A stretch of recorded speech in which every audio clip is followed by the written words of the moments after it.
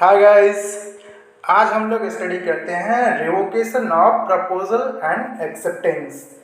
यानी कि प्रपोजल और एक्सेप्टेंस के अगले लेक्चर सीरीज में आज हम लोग इसके रिवोकेशन के बारे में पढ़ते हैं कि कैसे किसी प्रपोजल या एक्सेप्टेंस को रिवोक किया जा सकता है, कैसे इसे वापस लिया जा सकता है। तो आइए देखते हैं revocation of proposal and revocation of acceptance.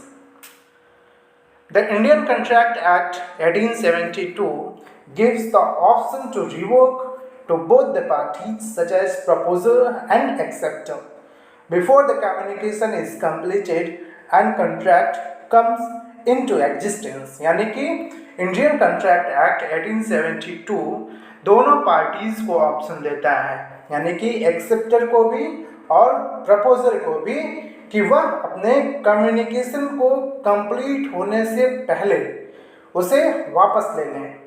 Thus the revocation is an option given to the parties to stop the contract from coming into existence। तो इस तरीके से यह ऑप्शन मिलता है उन पार्टीज को कि वह कम्युनिकेशन होने से पहले अपने एक्सेप्टेंस को या फिर अपने प्रपोजल को वह वापस ले सकें।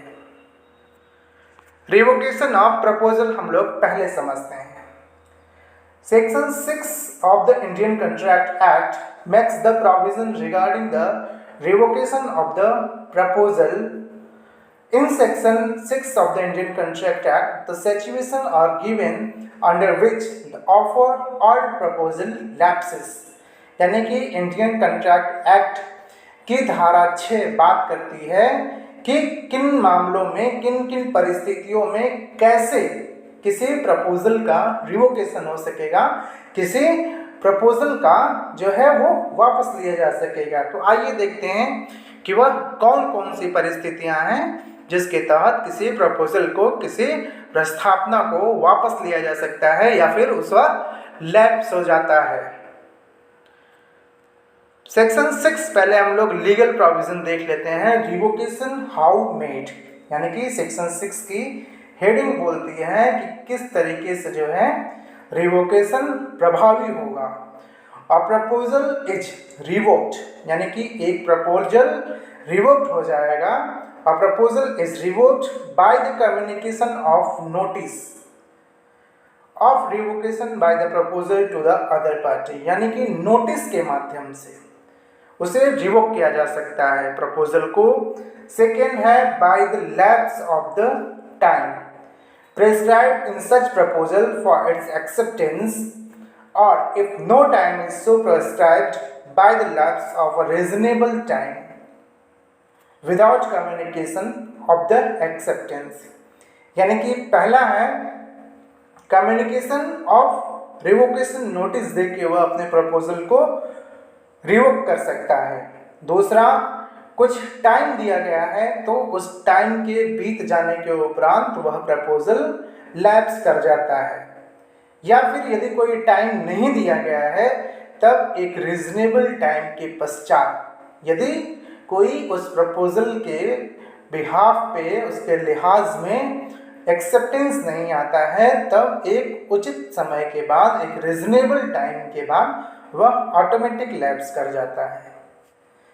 तीसरा है by the failure of the acceptor to fulfill a condition precedent, यानी कि कोई ऐसा कंडीशन लगाया गया है प्रपोजल के साथ जिस कंडीशन को पूरा नहीं किया जा सकता है, या फिर एक्सेप्टर के द्वारा जिस कंडीशन को जो प्रपोजल के साथ लगाया गया है उसे पूरा नहीं किया जाता है। यानी कि वह प्रपोजल का भाग है कि उस कंडीशन को आपको पूरा करना ही करना है। यदि आप उस कंडीशन को पूरा नहीं कर पाते हैं, नहीं करते हैं, तो उस दशा में भी प्रपोजल लैप्स हो जाता है। अगला रीजन है बाय द डेथ और इंसैनिटी ऑफ द प्रपोजर, यानी कि जो प्रस्तावक है, जो प्रपोजल देने वाला व्यक्ति है, उसकी मृत्यु हो जाती है अथवा वह पागल हो जाता है। If the fact of his death or insanity comes to the knowledge of the acceptor before the acceptance, यानी कि जब एक्सेप्टर एक्सेप्टेंस उसके पास आता है, यानी कि जो एक्सेप्ट करने के लिए प्रपोजल उसके पास आता है, एक्सेप्ट करने से पहले उसको पता चल जाता है कि जो प्रपोजर है, जो प्रस्तावक है, वह या तो पागल हो गया है या उसकी मृत्यु हो गई है। प्रपोजल उसके पास आया लेकिन अभी उसने एक्सेप्ट नहीं किया है।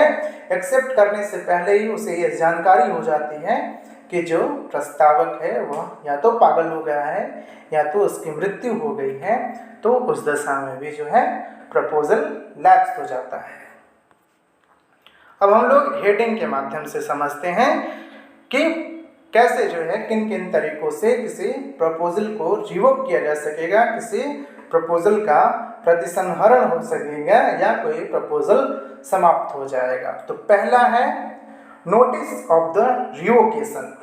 According to Section 5 of the Indian Contract Act, a proposal may be revoked at any time before the communication of its acceptance is complete as against the proposer। यानी कि before the communication of its acceptance is complete against the proposer but not afterwards। यानी कि notice देके वह अपने proposal को revoke कर सकता है, लेकिन कंडीशन है कि वह रिवोकेशन जो होना चाहिए वह before the communication of its acceptance is complete and against the proposer. लेकिन वह प्रस्तावक जो है या जो प्रस्तावना कर रहा है उस व्यक्ति का जो उसके लिए एक्सेप्टेंस भेजा जा रहा है, जो प्रतिग्रहण भेजा जा रहा है, उसकी सूचना को पूर्ण होने से पहले ही वह रिवोकेशन की नोटिस उसको पहुंच जानी चाहिए।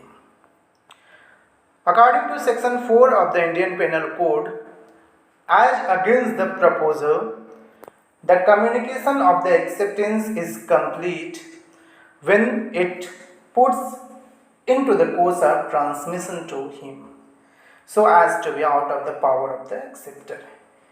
यानी कि प्रपोजर के खिलाफ जो है उसका एक्सेप्टेंस उसी वक्त पूरा हो जाता है जिस वक्त वह उसे ट्रांसमिशन में डाल देता है। वह मान लीजिए पोस्ट ऑफिस के माध्यम से वह उसका एक्सेप्टेंस भेज रहा है, तो पोस्ट ऑफिस में होता है कि जैसे उसने पोस्ट ऑफिस में उसका पत्र एक्सेप्टेंस का छोड़ दिया, वह रास्ते में है, तो उसी वक्त जो है प्रस्तावक के विरुद्ध, जो प्रपोजर है उसके विरुद्ध एक्सेप्टेंस पूरा मान लिया जाता है। तो उसके लेटर भेजने से पहले ही वह अपने प्रपोजल को वापस ले सकता है, उसके बाद नहीं ले सकेगा। इलस्ट्रेशन के माध्यम से हम लोग समझते हैं। A proposes by letter sent by post to sell his house to B. यानी कि एक लेटर के माध्यम से, एक पत्र के माध्यम से ए जो है बी को ऐसा ऑफर करता है, ऐसा प्रपोजल देता है कि वह अपना घर बेचेगा। B accept the proposal by letter sent by post. B जो है लेटर भेज के ही इस प्रपोजल को एक्सेप्ट करता है। A may revoke his proposal at any time before or at the moment when B posts his letter of the acceptance but not afterwards। तो यदि A अपने घर बेचने के इरादे को त्यागना चाहता है या फिर यह चाहता है कि उस व्यक्ति को वह घर न बेचे, तो उसे लेटर जो है, जो रिवोकेशन का लेटर है, उसी वक्त भेजना होगा, उससे पहले भेजना होगा कि वह उसके एक्सेप्टेंस का लेटर पोस्ट न कर दे। यानी कि पोस्ट करने से पहले ही उसे रिवोकेशन का लेटर भेज देना होगा, वह उसके पश्चात नहीं रिवोक कर सकेगा अपने प्रपोजल को। दूसरा रीज़न होता है जब प्रपोजल रिवोक होता है, वापस होता है, वह लैप्स ऑफ टाइम है, यानी कि समय की समाप्ति हो जाती है। An offer lapses in the expiry of the time if any time is fixed. expiry of the time if any time is fixed for the acceptance। यानी कि जब प्रपोजल किया जा रहा है, जब प्रस्ताव भेजा जा रहा है, प्रस्ताव किया जा रहा है, तो उस वक्त कुछ टाइम निर्धारित किया गया है उसके लिए कि आप 1 हफ्ते के अंदर इसका जवाब दे दीजिए, 10 दिन के अंदर इसका जवाब दे दीजिए, 15 दिन के अंदर इसका जवाब दे दीजिए। और वह यदि समय बीत जाता है कोई जवाब यानी कि कोई एक्सेप्टेंस उस प्रपोजल का नहीं आता है, तब भी यह माना जाएगा कि उस समय के बीत जाने के उपरांत प्रपोजल लैप्स हो गया है, प्रपोजल रिवोक हो गया है। However, it is enough if the acceptor has posted the acceptance before the stipulated time, even if it reaches after the stipulated time। कुल मिला के यह है कि जो एक्सेप्ट करने वाला व्यक्ति है वह उस समय सीमा के अंदर ही अपने एक्सेप्टेंस के लेटर को पोस्ट कर देना है, उसे भेज देना है। भले यह कुछ दिन बाद पहुंचे, कुछ लेट हो जाए तकनीकी कारणों से, तो वो मैटर नहीं करेगा, लेकिन उस समय के अंदर ही उसे अपना एक्सेप्टेंस का लेटर पोस्ट कर देना है, एक्सेप्टेंस अपना डाल देना है, भेज देना है। अब अगला जो है रीजन हम लोग देखते हैं जिसमें प्रपोजल रिवोक होता है, by failure to fulfill a condition precedent, यानी कि कोई कंडीशन उसमें लगाई गई है प्रपोजल के साथ और उस कंडीशन को जो है पूरा नहीं किया गया है एक्सेप्टर व्यक्ति के द्वारा जो उसे एक्सेप्ट कर रहा है। Where the offer is subject to a condition precedent, it lapses if it accepted without fulfilling the condition, यानी कि कोई कंडीशन उसमें लगाई गई है और जो एक्सेप्टर व्यक्ति है वह उसे फुलफिल नहीं कर रहा है, यानी कि जो भी शर्त उसके साथ लगाई गई है एक्सेप्टर उसे पूरा नहीं कर रहा है, उसकी पूर्ति नहीं कर रहा है, तो उस दशा में भी प्रपोजल रिवोक माना जाएगा। अगला रीजन होता है बाय डेथ और इंसैनिटी ऑफ द ऑफरर, यानी कि जो ऑफरर है, जो प्रपोजर है, जो प्रस्तावक है, उसकी या तो मृत्यु हो गई है या तो फिर वह इंसेन हो गया है, वह उन्मत्त हो गया है, वह पागल हो गया है, तो उस दशा में भी जो है रिवोक हो जाता है प्रपोजल, लेकिन कंडीशन है।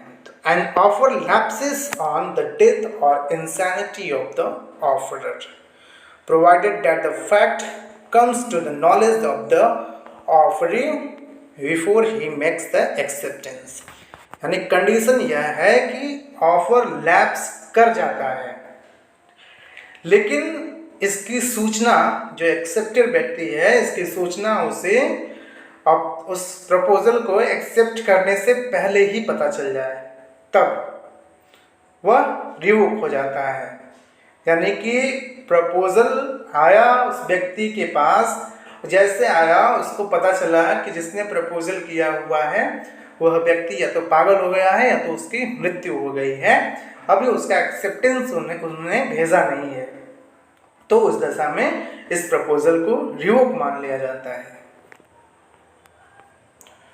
अब हम लोग समझते हैं रिवोकेशन ऑफ एक्सेप्टेंस, यानी कि कब एक्सेप्टर अपने एक्सेप्टेंस को रिवोक कर सकता है।